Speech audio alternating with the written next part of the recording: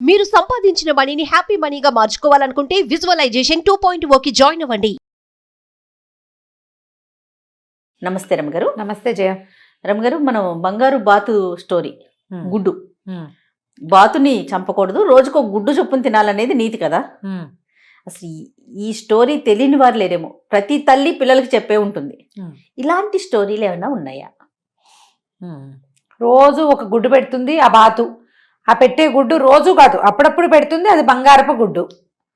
ఒకేసారి దాని పొట్లోంచి అన్ని గుడ్లు తీసేసుకోవాలంటే గుడ్లు అన్నీ ఒకేసారి ఎలా ఉంటాయి? అదే కదా. బాతు దాన్ని ఫలితాన్ని ఎంజాయ్ చేయాలి. ఫలితం ఎక్కడి నుంచి వస్తుందో మూలాన్ని పాడు చేసుకోకూడదని మంచి కథ కదా. దీనికి మూలం మనకి పంచతంత్రంలో నుంచి మూడో తంత్రమైన కాకోలుకీయంలో ఉంటుంది. కాకోలుకీయం, కాకులు ఉలూకాలు అన్నమాట. కాక ఉలూకీయం, కాకులు గుడ్లగూబల కథలు అవి. కొన్ని కాకుల గుంపు గుడ్లగూబల గుంపుతో ఎలా యుద్ధం చేసి ఎట్లా వాళ్ళు గుడ్లగూబలు బలమైనవి, వాటిని ఎట్లా పడగొట్టినాయి కాకులు అనేది కాకోలుకీయం. భలే ఉంటాయి కథలు అందులో కూడా. అందులో ఒక కథ చెప్తాడు, బ్రాహ్మణ సర్ప కథ అని. ఆసక్తికరంగా ఉంటుంది. ఒక ఊళ్ళో ఒక బ్రాహ్మణుడు ఉండేవాడు. ఆయనకి కొంత పొలం ఉంది. ఆయన వచ్చి రోజు వ్యవసాయం చేసుకుంటూ ఉండేవాడు. ఒకనాడు పొలంలోనే పని చేసుకుంటూ ఒక పక్కన పడుకొని నిద్రపోయాడు. ఆయన అదాట ఏదో నిద్రలో మెలకు వచ్చి చూస్తే తన పొలంలో ఒక పక్కగా ఉన్నటువంటి పుట్టలోంచి ఒక పెద్ద సర్పం, చాలా పెద్ద పడగ, విశాలమైన పడగ ఉన్న ఒక సర్పము ఆ పుట్టలోంచి బయటకు వచ్చి ఆ పడగ వేలార్చుకుని అట్లా విశ్రాంతి తీసుకుంటుంది, గాలి పీలుస్తోంది.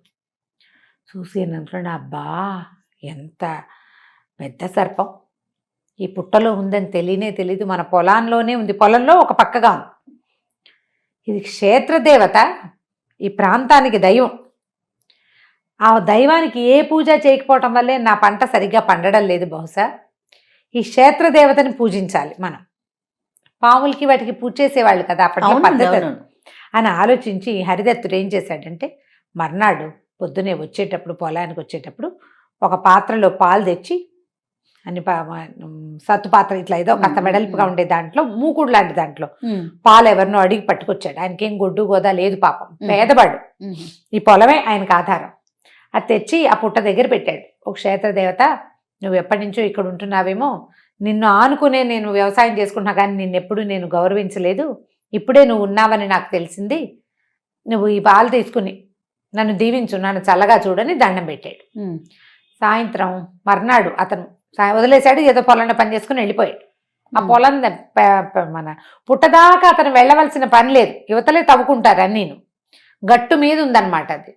తర్వాత మర్నాడు పొద్దున మళ్ళీ పాలు తెచ్చి ఇందులో పోసే సమయానికి అతనికి ఆ పాత్ర అడుగున ఒక బంగారు నాణ్యం కనపడింది. సర్పం పాలు తాగేసి బంగారు నాణ్యం పెట్టింది అందులో. రోజు పాలు పెట్టేవాడు, రోజు సర్పం ఆ పాలు స్వీకరించేది. క్షేత్రదేవత ఒక బంగారు కాసు అక్కడ అందులో ఆ పళ్ళెల్లో ఉంచేది, తెచ్చుకునేవాడు. మెల్లిగా అతను ధనవంతుడైపోయాడు.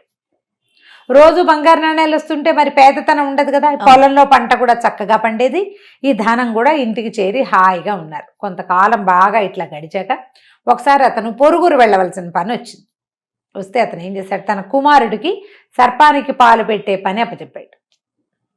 పిల్లాడు పాలు తెచ్చి అక్కడ పెట్టాడు, దండం పెట్టాడు. మర్నాడు పొద్దున్న చూస్తే బంగారు కాసు కనపడింది. వాడికి ఆ రహస్యం తెలియదు ఇన్నాళ్ళు. ఏమనుకున్నాడంటే, పాము రోజు వచ్చి ఒక కాయని ఇక్కడ పెడుతోంది అంటే ఆ పుట్టలో ధనపు రాసి ఉంది. ఈ రోజుకోటి తీసుకోవటం ఏమిటి, ఈ పాముని చంపేసి ఆ పుట్ట తవ్వేస్తే మొత్తం వచ్చేస్తాయి ఒకేసారి. పుట్ట ముందే తవ్వామనుకో పాము అడ్డం పడుతుంది, అందుకని పాముని కొట్టేయాలి అని చెప్పి ఏం చేశాడు, పాలు తెచ్చిపెట్టి సర్పం పాలు తాగే సమయానికి వచ్చి ఒక లాఠీ కర్ర పట్టుకొచ్చి కొట్టాడు. కొట్టేసరికల్లా పాముకి దెబ్బ తగిలింది, కానీ తప్పించుకుంది. ఇంత పెద్ద పడగున్న పాము తప్పించుకుని కోపంతో, ఉక్రోషంతో తన్ని కొట్టిన వాడిని ఊరుకుంటుంది ఆ సర్పం.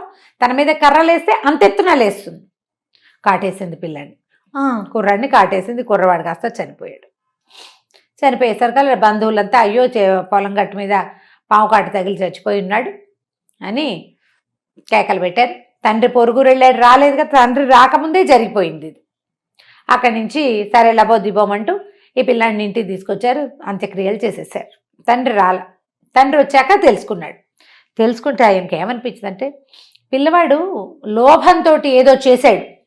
అర్థమైంది. ఇంతకాలంగా ప్రతిరోజు పాలు పెడుతున్నా నన్ను చూసి వైదొలిగి వెళ్ళిపోయే సర్పం కుర్రాన్ని కాటేసిందంటే వీడు డబ్బు లోభంతో ఏదో చేశాడు, అందుకే కాటేసింది. లోభంతో చేయకూడదు, ఎప్పుడు కూడా ఈ పనులు చేయకూడదు అని చెప్పి ఒక కథ చెప్పాడు. ఇక్కడ ఒక చిన్న కథ వస్తుంది. ఆయన చెప్పాడు. ఆయన తన చుట్టాలకు చెప్పాడు, వీరి లోభం వల్ల ఇలా జరిగింది అని. చుట్టాలంటే తన భార్య, బావమరిది, అన్నయ్య, వాళ్ళు అందరితోటి. పూర్వం ఒక రాజ్యంలో, చిత్రరథుడని ఒక రాజుగారి రాజ్యంలో ఒక బ్రహ్మాండమైన పద్మ సరోవరం ఉండేది. అందులో ఎంత బాగుండేవో కమలాలు, పద్మాలు, మహా అద్భుతమైన పువ్వులు పూసేవి. అయితే అందులో కొన్ని బంగారు హంసలు తిరుగుతూ ఉండేవి. రాజు వాటిని ఏమనేవాడు కాదు, ఆ హంసల జోలికి ఎవ్వరూ వచ్చేవాళ్ళు కాదు. అవి ఏం చేసేవిట, 6 నెలలకు ఒకసారి బంగారు తోకలు వదిలిపెట్టి కొత్త తోకలు పుట్టేవి వాటికి. ప్రతి 6 నెలలకి మొత్తం హంసలన్నిటికీ తోకలు ఊడిపడిపోయేవి. పూర్తి బంగారం అది. అదంతా ఎవరికి చెందుతుంది? రాజుకి కదా.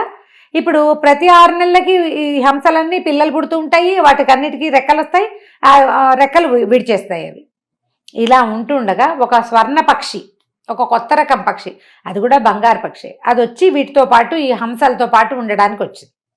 వస్తే అవి ఒప్పుకోలే, నువ్వు మాతో ఉండద్దు, ఎందుకంటే మేము 6 నెలలకు ఒకసారి బంగారు రెక్కలు ఇచ్చి దీన్ని మేము అద్దెకి తీసుకున్నాం, ఈ సరస్సుని. రాజు మమ్మల్ని ఎందుకు తోలేయట్లేదు, మేము 6 నెలలకి వాడికి బంగారపు ఇవిస్తున్నాం కాబట్టి మమ్మల్ని ఉంచాడు, నీకు ఇక్కడ స్థానం లేదు, వెళ్ళిపోమంటే అదేమందంటే నేను రాజు దగ్గరికే వెళ్తానంది బంగారు పక్షి. అనేసరికల్లా అప్పుడు ఇవి ఊరుకున్నాయి. ఈ పక్షి వెళ్ళి రాజుగారి దగ్గరికి వెళ్ళి బంగారు హంసలు రాజెవడు, మేమే గొప్ప అని అన్నాయి అని చెప్పింది. చెప్పేసరికల్లా రాజు వెంటనే తిరగబడి ఆ 6 నెలలకు ఎప్పటికో వదిలేదాకా ఆగటం ఎందుకు, మొత్తం హంసలను ఇప్పుడే పీకేసుకుందామని కనపడ్డ హంసలన్నిటినీ చంపేయమని ఆర్డర్ ఇచ్చాడు. వెంటనే ఆ పక్షుల్లో ఉన్న ముసలి పక్షి ఏమందంటే మనం ఇక్కడ ఉండకూడదు, సేఫ్ కాదు అని చెప్పి మొత్తం పక్షులు ఇక ఎప్పటికీ ఆయనకి ఒక పక్షి కొత్తగా వచ్చిన ఒక పక్షి కోసం ఆలోచన చేస్తే సంవత్సరాల తరబడి వచ్చినవన్నీ మొత్తం బంగారు పక్షులు వెళ్ళిపోయినాయి. అట్లా లోభం ఇది. నా కుమారుడు ఇట్లా చేశాడని మర్నాడు ఏం చేశాడట, ఆయన స్వయంగా మా పాత్రతో పాలు తీసుకెళ్ళాడట. తీసుకెళ్తే సర్పం బయటకు వచ్చి నువ్వు మళ్ళీ నా దగ్గరికి రావద్దు, నువ్వు లోభంతోటే నా దగ్గరికి వచ్చావు, కుమారుడు చనిపోయాడన్న కష్టాన్ని కూడా నువ్వు లోపల పెట్టుకున్నావు, కానీ ఈ జీవితంలో నీ కొడుకుపోయిన దుఃఖాన్ని నువ్వు, లాఠీ దెబ్బని నేను ఎప్పటికీ మర్చిపోను. దెబ్బతిన్న వాళ్ళు మర్చిపోతారా ఎప్పుడైనా? నా దెబ్బని నేను మర్చిపోనంటే నీ పిల్లవాడి దుఃఖాన్ని నువ్వు మర్చిపోవు. లోభంతో వచ్చావు నువ్వు, నీకు నాకు చెల్లు, ఇక నువ్వు రావద్దు, నేను నువ్వు పెట్టిన పాలను స్వీకరించను అని చెప్పి సర్పం లోపలికి వెళ్ళిపోయింది. అయ్యో కుమారుడు పోయాడు, లోభ మనకి దక్కవలసిన సంపద పోయింది, ఇంకేముంది, ఇప్పుడు ఎప్పటికప్పుడు వచ్చే సంపదంతా కుమారుడికి, వాడే లేకపోయాక ఇంకేముంది, దుఃఖిస్తూ వెనక్కి వెళ్ళిపోయాడు. ఎప్పుడు కూడా చాలా లాంగ్ రన్లో నిదానంగా వచ్చేదాన్నే చూడాలి, కానీ ఒకేసారి అది మన నెత్తి మీద లప పడిపోవాలని ఆలోచిస్తే ఇలా జరుగుతుంది. ఎట్లా అయింది చూడు కదా. ఇంచుమించు మన బంగారు బాతుగుడ్డు కథ ఇది ఒకటే రకం కథ, కొంచెం కొత్తది. ఇది పంచతంత్రం సంస్కృతంలో ఉన్న పుస్తకాల్లో మనకి కనిపిస్తుంది. సూపర్. నమస్తే జయ. సుమన్ టీవీలో మీ పర్సనల్ అండ్ బిజినెస్ ప్రమోషన్స్ కోసం కింది నెంబర్కి కాంటాక్ట్ చేయండి.